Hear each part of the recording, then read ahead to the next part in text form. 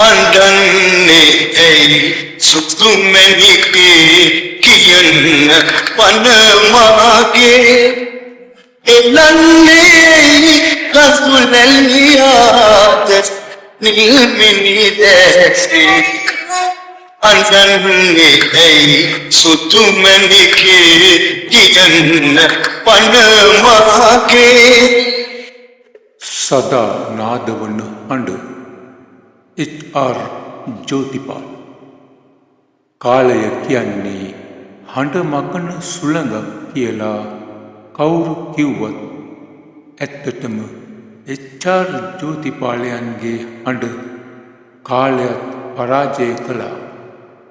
අඳුරු හදවතකට පහන් දැල්ලු හඬක් වුණා ඔහු.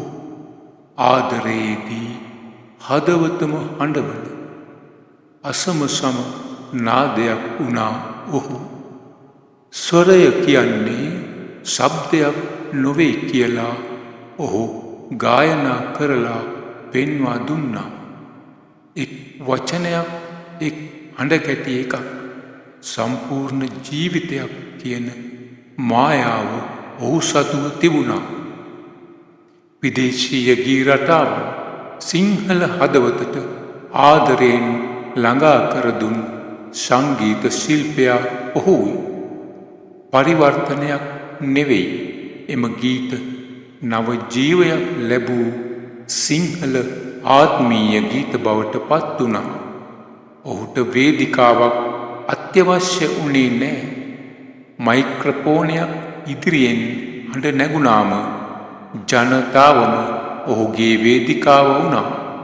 අදත් නිරාශාවේ රාත්‍රීන් අතර ඔහුගේ ගීතයක් ඇසුනොත් අඳුරට පවා තේරුම් යනවා ඔහු මියගොස් නැති බව.